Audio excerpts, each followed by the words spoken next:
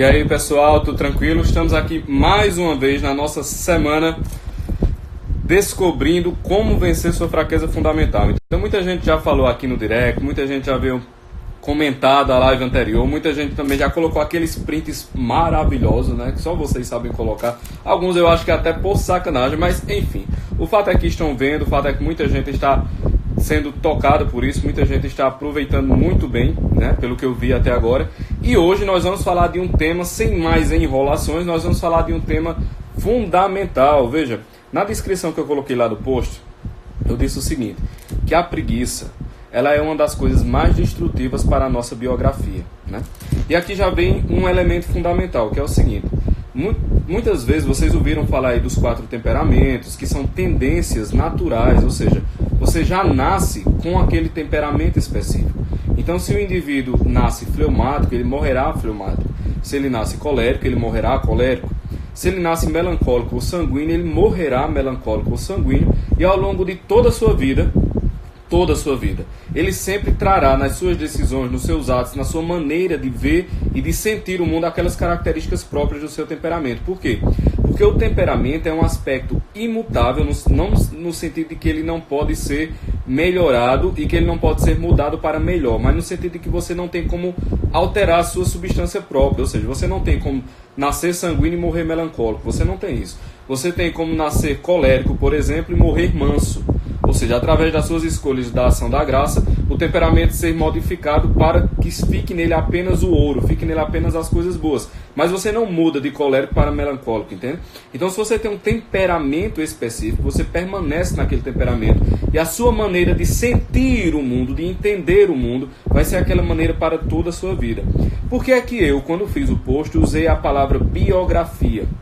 Porque, veja, a biografia, ela inclui não apenas o aspecto temperamental, ou seja, aquilo que já nos é dado, aquilo que nós nascemos com ele, mas ele inclui também todas as escolhas que nós fazemos, inclui toda a circunstância que nós vivemos, inclui a maneira como a gente se porta diante das circunstâncias que nos são colocadas ao longo da vida. Então, você tem um temperamento, mas o seu temperamento não define necessariamente a sua biografia, porque a biografia ela é um elemento de escolha. Existe um elemento forte de escolha, existe um elemento forte de liberdade, existe um elemento forte de amor ou ódio à verdade. Isso aqui é importante a gente sempre lembrar, né? Porque muitas vezes nós temos a ideia assim de que eu tenho uma certa rejeição a alguma coisa, ou assim, uma pessoa que é mentirosa, ela só conta uma mentirinha, uma pessoa que é glutona, ela só gosta de comer tais coisas, sei lá, enfim, uma pessoa que é irada é porque ela é um pouquinho explosiva, mas não, é no fundo mesmo, existe uma espécie de ódio existencial à excelência, de ódio existencial ao bem. Então, a maneira como a gente vai se portar diante dessas falhas fundamentais do nosso caráter, diante dessas falhas fundamentais da nossa estrutura mesmo, porque todo mundo é falho e nós sabemos disso, né? Isso é um princípio básico. Então, diante dessas lacunas humanas, a maneira como a gente vai se comportar, ela define mais a nossa biografia do que aqueles elementos que a gente trouxe, de tal modo que você dizer assim, eu fico muito estourado e tudo, eu falo mesmo que vem na cabeça porque eu sou muito colérico. Não, meu filho, não tem nada a ver uma coisa com a outra. Veja, se a gente for agir apenas por aquilo que é sensorial, nós estamos lascados, meu querido. Porque muitas vezes as coisas mais importantes da nossa vida, elas serão movidas por aquilo que não é sensorial. Elas serão movidas por aquilo que não é de maneira alguma tocada na pele, mas sim na mente, no coração, ou seja, aquelas coisas que são verdadeiras, que são superiores. Isso que moverá de fato as circunstâncias concretas, ou seja, aquelas coisas mais importantes serão movidas por algo que não está diretamente ligado ao corpo, mas está ligado à vontade, está ligado a você amar uma determinada verdade, você buscar aquela verdade. Então, por exemplo, já foi desligado, Lisandra. É porque aqui você sabe, né? É o vento da inspiração que está soprando. Mas vamos pegar o exemplo clássico que se dá na questão da maternidade, né? Uma mãe que está lá às 2 horas da manhã, está lá vendo seu filho chorar, ela se levanta e vai por quê? Porque ela tem um amor que ultrapassa as fronteiras físicas, ultrapassa as barreiras físicas. Você está aqui estudando algo, você precisa para uma prova, para um concurso, para algo que você quer aprender, algo que você quer saber. Então, na medida em que você faz isso, aquilo, você está cansado, sua coluna está doendo, você não aguenta mais estar sentado, seus olhos estão ardendo, mas por que você faz? Porque para além do corpo, para além das sensações, existe uma verdade, existe o seu amor àquela verdade, e é aquilo que você busca. Ou seja, existem coisas mais importantes do que a sua satisfação pessoal naquele momento. Então, na verdade, a nossa biografia, ela tem que ser construída não em cima daquilo que nós sentimos sensorialmente e temos como agradável, mas em cima daquilo que é verdadeiro. Então, esse é o primeiro ponto, né? A preguiça ela está ligada muito mais a um elemento de vontade do que a um elemento corpóreo. No sentido de que, eu sou inevitavelmente preguiçoso. Não, isso é palhaçada. Isso simplesmente não existe. É óbvio que há inclinações que lhe tornam mais propensos à apatia. Por exemplo, as pessoas fleumáticas elas são um pouco mais propensas à apatia, né? Mas a preguiça ela se manifesta em todos os outros temperamentos. Então, a primeira coisa, não é uma questão sensorial. É uma questão de escolha. É a maneira como eu escolho agir diante daquilo que eu estou sentindo no momento. Esse é um primeiro ponto. O segundo ponto, com relação à preguiça, é que é o seguinte: geralmente a gente entende preguiça como uma certa letargia apenas. Por exemplo, o que é a preguiça? O cara está lá e você tem que estar aqui, estudando. Né? Alguém falou aqui dos livros. Eu tenho que ler essa prateleira de livros. Mas eu estou lá, rapaz, assistindo um filminho, uma delícia, pipoquinha, tal, aquela coisa toda. Eu prefiro ficar sentado na cadeira a fazer aquilo que vai me causar um certo desconforto. Então, geralmente, a preguiça está ligada a isso, né? A preguiça está ligada a você ficar lá na redinha, sombra e água fresca, aguinha de coco, sem você ter muito esforço nas coisas. Mas veja, essa é uma visão caricata da preguiça, porque, de certa forma, quando você faz isso, você liga a preguiça a um determinado bem. Porque, veja, estar de verdade na praia, com os pés enterrados na areia, tomando uma cervejinha, comendo camarão, é um bem. Certo? Estar deitado com o ar-condicionado ligado, coberto, um filmezinho, uma pipoca e água de lado, é um bem. Não é isso? Quando você liga a preguiça a esse tipo de coisa, você caricatura ela como se fosse um descanso. Como se a preguiça fosse um apego ao descanso, mas não é isso. E é essa mudança caricatural que torna a preguiça algo tão perigoso. Por quê? Porque a preguiça é algo destrutivo. A preguiça não é um mero amor ao descanso. A preguiça é um ódio ao bem. A preguiça é um ódio à excelência. Isso é a preguiça. Ou seja, é uma tristeza. Por isso que o nome, né, que foi traduzido como preguiça é assídia. Ou seja, é uma tristeza ácida, é uma tristeza corrosiva. E o que é que a tristeza corrosiva da assídia faz? Que é a nossa preguiça. Ela simplesmente corrói a vida da pessoa. E aqui eu não estou usando palavras bonitas, força de expressão. Não é isso, pô. É um dado da realidade. É um dado da realidade. Porque, veja, as coisas mais importantes que nós devemos fazer, via de regra, elas nos exigirão algum esforço. Por quê? Porque o bem, ele não está brotado. As coisas não brotam boas, as coisas são construídas boas. Ou seja, existe o bem, existe o ideal, mas ele tem que ser alcançado. É a velha história, por exemplo, é o que ensina a lição, né, do Antigo Testamento e dos hebreus entrando na terra de Canaã. O seguinte, Deus fala, olha, eu vou lhe dar uma terra onde mana leite e mel, beleza, beleza. Mas você vai ter que conquistar cada planta de pé, certo? Simples assim. Ou seja, onde a sola do seu pé pisar vai ser seu, mas a sola do seu pé vai ter que pisar naquele negócio. Então, essa é uma das lições fundamentais daquele movimento. Ou seja, a promessa da terra estava lá, o bem estava lá, o bem estava dado, o bem estava acessível, mas o trânsito entre essa etapa que você está aqui até o alcance do bem, ele é um trânsito que vai exigir esforço, vai exigir sacrifício. Então veja, na verdade, a preguiça, essa assídia, ela corrói a possibilidade de sacrifício em vista do bem. Como é que você pode linkar isso a alguma coisa prazerosa, meu Deus? Como é que o cara linka isso a alguma coisa boa? Não dá. Nada de bom sai de um movimento de preguiça. Nada de bom sai de um movimento de assídia. Porque a natureza da preguiça, a natureza da assídia é um ódio profundo ao bem. É uma tristeza ao você vislumbrar o esforço para alcançar o bem. Então, algo que tem que cair do nosso imaginário é o link entre preguiça e algo bom. Não existe nada de bom em nenhum movimento de preguiça. Absolutamente nada de bom. Ela corrói a substância da vida. Porque o que é a substância da vida, minha gente? Todos nós, sabe aquele filme Em Busca da Felicidade? Né? Aquele filme é fantástico. No final das contas, todos nós nos movemos em busca da felicidade. Só que a felicidade, ela se encontra numa coisa chamada bem, bondade. Então, quando nós encontramos um bem que é adequado a nós, nós encontramos a felicidade naquele bem.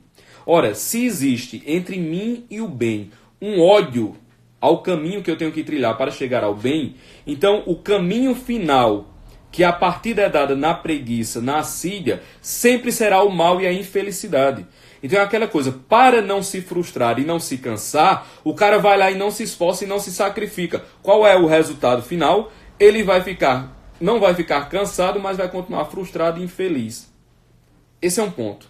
Então assim, não existe nada de bom na preguiça. Então elimina da cabeça. Veja, a ânsia mesmo, o fogo mesmo de viver, tem que ser aquele fogo de você realizar as coisas. Então a realização das coisas, obviamente nós vamos falar mais pra frente aqui na live, não a realização desordenada, louca das coisas, que também pode ser uma manifestação de assídia, mas a realização ordenada das coisas, nisso consiste a felicidade. Nisso consiste a felicidade. Então, não existe nada de bom na preguiça e nós devemos evitá-lo. Segundo ponto da live. O terceiro ponto da live é o seguinte. Veja, nós hoje vivemos num mundo, e eu quero que todo mundo preste muitíssima atenção nisso aqui. Eu estava conversando esse assunto com meus alunos ontem, né? Estávamos falando sobre isso. A gente vive num mundo anti-humano. O que é que eu quero dizer com um mundo anti-humano? Porque é o seguinte, cada coisa, ela tem a sua própria natureza, certo? Então, ela tanto será mais feliz quanto mais estiver realizando coisas adequadas à sua natureza. Então, bora lá. Eu tô com isso aqui, ó. Certo? Eu tô com esse negocinho.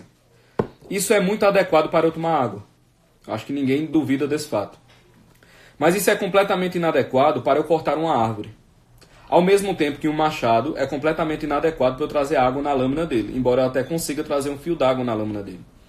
Ou seja, quanto mais isso aqui servir para colocar água e quanto mais o machado servir para derrubar uma árvore, cortar alguma coisa, tanto mais ele terá sido utilizado para a finalidade para a qual ele foi feito. Beleza? Ótimo. A pergunta que fica é, qual é a finalidade do homem? Qual é a minha finalidade? Qual é a sua finalidade? A nossa finalidade é o bem. A nossa finalidade é a virtude, a nossa finalidade é o sacrifício, a nossa finalidade é alcançar a perfeição e a excelência daquilo que nós somos capazes.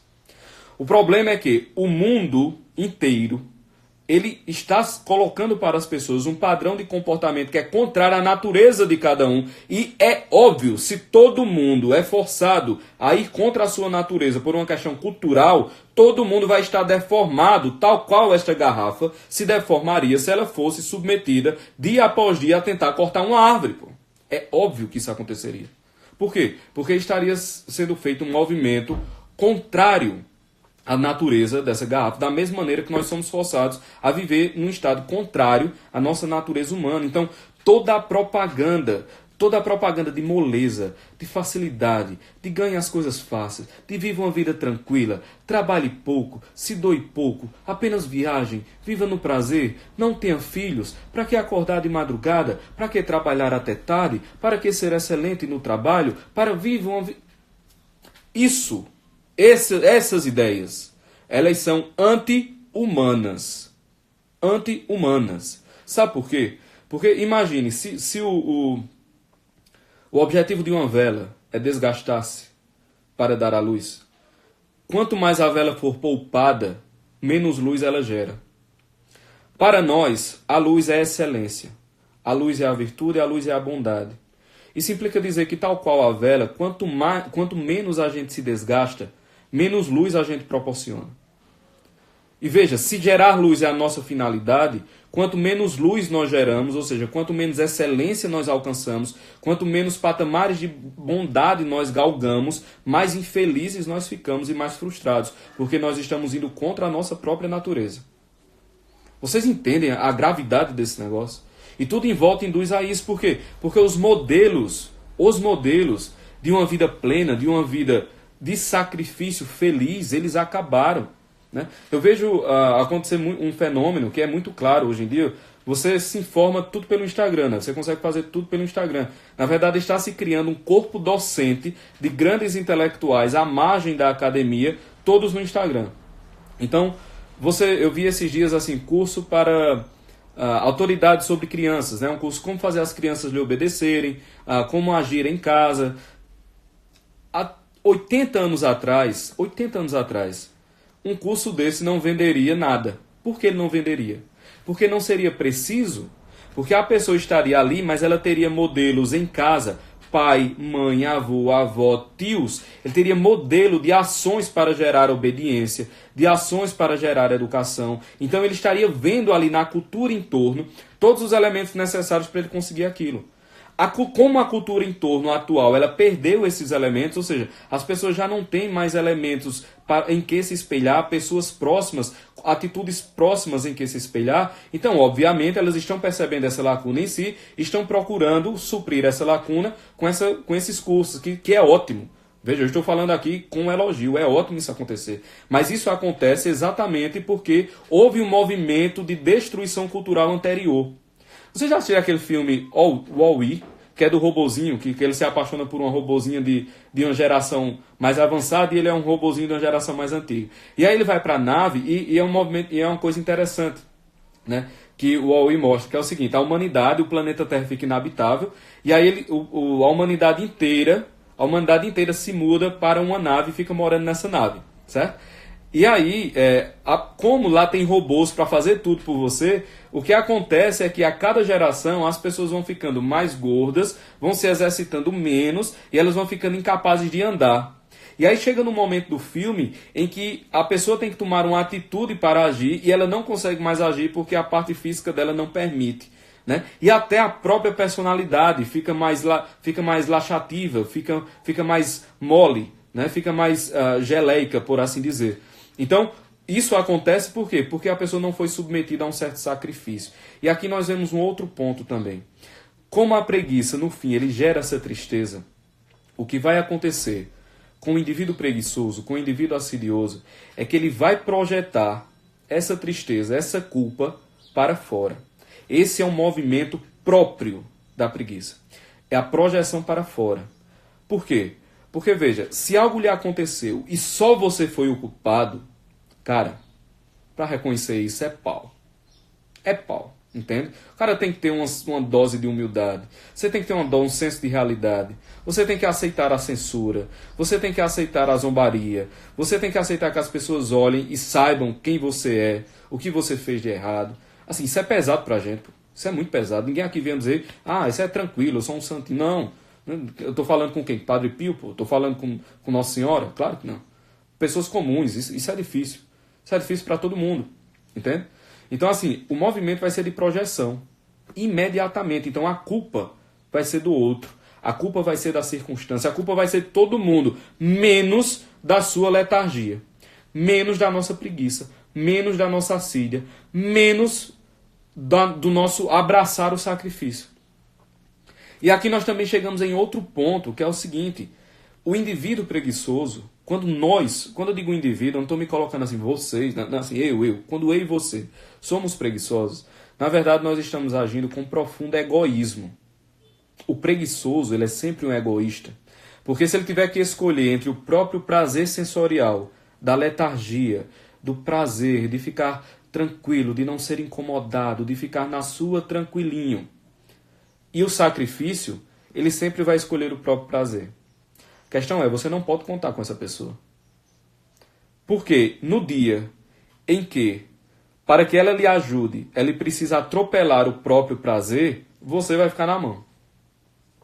Porque o cara não vai sair, ele não vai vender o prazer dele, ele não vai vender aquela letargia dele, ele não vai vender aquela coisinha tranquilinha que ele vive, para se sacrificar. Por quê? Porque, como eu disse, na natureza da assídia, na natureza da preguiça, existe um ódio ao bem, um ódio à excelência.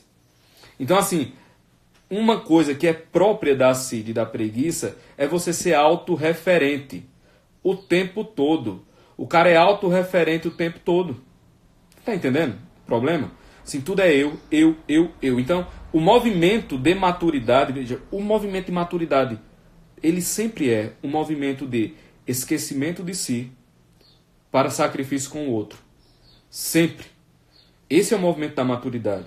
É, por exemplo, sei lá, o cara tem um determinado compromisso e você está com um pouco de dor de cabeça. Mas aí você faz, caramba, por respeito ao outro, eu vou lá e faço. Ou seja, para que haja esse grau de maturidade, de profissionalismo, por exemplo, de você executar uma determinada tarefa, mesmo não estando 100% do seu estado físico, é necessário um desprendimento de si. Quando você respeita o outro nesse sentido, esse respeito do outro é um movimento de que você se esquece de si, você morre um pouco para que o outro tenha vida.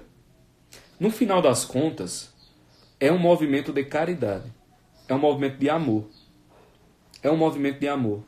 Então, uma das coisas para se livrar, né, aos poucos, porque também é aquela velha história, se o doente está muito doente, você trata tudo de uma vez, ele morre, né?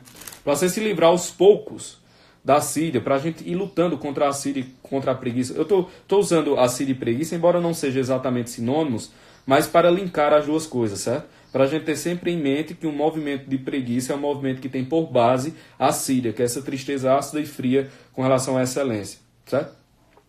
Porque a assídia também se manifesta na atividade, né? Enquanto a preguiça a gente tem bem a ideia da letargia. Mas eu vou ficar usando essas duas palavras, certo? Pois bem, então para que a gente se livre disso, um dos pontos que a gente tem que ter em mente é que o seguinte, como o mal não tem substância, a gente vence o mal com algo com substância. E o amor é o ser. Se o amor é o ser, o amor é o que tem substância. Então, por exemplo, se eu estou aqui, ó, bora lá, eu tenho que... vamos usar os livros que vocês estão vendo aqui atrás, certo? Esse livro dá um trabalho da gota para limpar. Vocês não têm ideia, né? Trabalho danado. Então, eu vou ter que limpar esses livros. Veja, para que isso alcance um grau de excelência, eu tenho que empenhar nisso um esquecimento de mim e um amor ao resultado. Um amor à perfeição, um amor ao bem, um amor ao que está mais sublime, mais elevado, ainda que para isso eu me canse. Então, um dos exercícios muitíssimo razoáveis para que a gente consiga aos poucos vencendo é uma frase que tem que tem que ficar na nossa cabeça, gravada assim a ferro, sabe? Você pega o cérebro, um ferro em brasa e grava assim como quem marca gado. Pronto. Qual é isso? Qual é esse pensamento? É o seguinte: toda a perfeição consiste em acabar. Eu vou ter que lavar essa louça. Aí o cara tá na metade da louça, aí vai varrer a casa. Aí tá na metade da casa, aí você vai limpar os móveis. Aí tá na metade do móvel, aí você vai ler Camões. Aí tá na metade do soneto, o cara vai ligar para alguém para resolver um problema que faz 5 meses que tá sem resolver e até agora também não teve grandes distúrbios. Toda a perfeição consiste em acabar. Esse tem que ser um exercício que nós temos que fazer sempre. O cara vai treinar. A minha série de treinos são 10 repetições, são 12 repetições. Eu vou fazer de tudo, de absolutamente tudo, para que eu consiga executar aquelas 10, aquelas 12 repetições. Eu quero nadar 500 metros, eu vou fazer de tudo para nadar esses 500 metros, ainda que eu demore um pouco, ainda que eu me canse um pouco mais. Ou seja, toda perfeição consiste em acabar. E aqui, como toda perfeição consiste em acabar, importa também ter a humildade de não se pôr metas muitíssimo elevadas, mais elevadas do que aquilo que você pode executar no instante. Então, toda perfeição insiste em acabar. Aí o cara pega aqui, ó, a Ilustre Casa de Ramírez. Vou acabar hoje. Meu filho, deixe de leseira. Você não vai acabar hoje. Primeiro porque isso não é um livro para ser lido dessa maneira. Isso é um livro para ser lido com cuidado. Isso é um livro para ser saboreado. Então, assim, eu vou ler 10 páginas hoje. Eu vou ler 15 páginas hoje, eu vou ler 20 páginas hoje, né? Aquela frase atribuída a São Francisco: comece fazendo aquilo que é possível e dentro em breve você estará fazendo aquilo que é impossível. Então, vai fazendo-se a cada dia outra coisa. A perfeição consiste em acabar. Então, outra coisa, tem esse livreto aqui, ó, eu sempre indico esse livro, A Preguiça, de Francisco Faús. Tem uma frase aqui na Preguiça que eu acho fantástica. E aqui a gente já pode terminar, porque a live já está em quanto tempo? Para quem chegou hoje, eu tenho aqui um cameraman, o melhor câmera do Brasil, tirando o maestro Moisés lá do Instituto. Acho que vai 25, né? Vai em 25 minutos, né? Então ainda dá tempo. Olha só. Tem uma definição aqui nesse livro que é o seguinte: A assídia pode ser tratada como uma negligência na prática de começar o bem. Então veja, quando a gente fala começar o bem, nós estamos falando de um ato de vontade. Então nós temos que treinar a nossa vontade.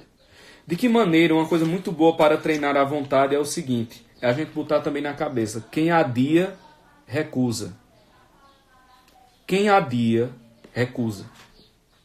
Certo? Adiar é recusar.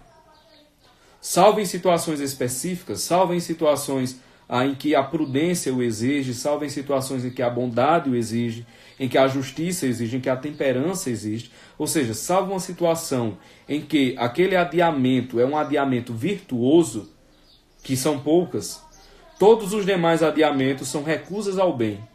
Então quem adia, recusa. Eu tenho que assistir esse filme, vou assistir o final de semana. Não, você vai assistir hoje, né? Hoje você tem castigo, você dá um tempo para assistir hoje. Eu tenho que ler essas 10 páginas. Não, você lê essas 10 páginas hoje. Encontra-se um tempo. Encontra-se um momento. Quem adia, recusa. Quer dizer, isso, veja, tudo isso que nós falamos aqui é algo que em 2020 tem que estar na nossa cabeça para que seja varrido do dia a dia. Entende? Porque se nós formos olhar, sabe daquelas coisas que nós nos queixamos, quantas delas foram causadas por nossa negligência na prática em começar o bem? Daquelas coisas que mais nos angustiam hoje, que mais nos trazem infelicidade hoje, que mais trazem infelicidade a nós e aos nossos. Quais dessas coisas tiveram sua raiz mesmo? O núcleo delas foi exatamente na nossa negligência na prática de começar o bem, que nada mais é do que a assídia. Quanto daquilo que nós choramos, quanto daquilo que nós nos lamentamos, foi causado por nossa própria preguiça. Bem, essa é uma reflexão que é para ficar, e dessa reflexão nós temos que tirar uma série de comportamentos para que em 2020 a gente tenha assim, vamos escolher isso daqui. Isso daqui a gente vai fazer ao longo de 2020. Isso aqui eu vou tentar me olhar nos movimentos, vou tentar me olhar nos grupos, no trabalho, vou tentar me olhar na minha formação pessoal. Vai ser algo que vai ficar ruminando aqui na minha cabeça, certo? Então, pessoal, basicamente é isso. Muito obrigado, minha querida, dizendo que essa terça-feira já valeu pela semana, né? O pessoal perguntando aqui, a live ficará salva pelas próximas 24 horas. Olha, vocês vão ter 24 horas para assistir de novo, para mandar para as pessoas. Nós estamos aqui com audiência média de 170 pessoas. Vamos duplicar isso, vamos dobrar a meta, certo? Amanhã, mandem para mais gente, chamem mais pessoas, dê um print aqui, marquem o máximo de pessoas que a gente conseguir colocar nessa live aqui, nós vamos colocar, beleza? Então, é isto. Espalhem a boa nova. Amanhã nós vamos falar sobre... Vai ser surpresa, vocês vejam aí no Stories, certo? Na verdade é porque eu esqueci, mas eu vou colocar aí no Stories e vocês dão uma olhadinha, tá certo? Pois, obrigadão. Até a próxima. Não esqueçam, deem um print aqui, tá certo? Deem um print bacana. Me marquem, mandem para mais pessoas e amanhã vamos dobrar esse número. Valeu!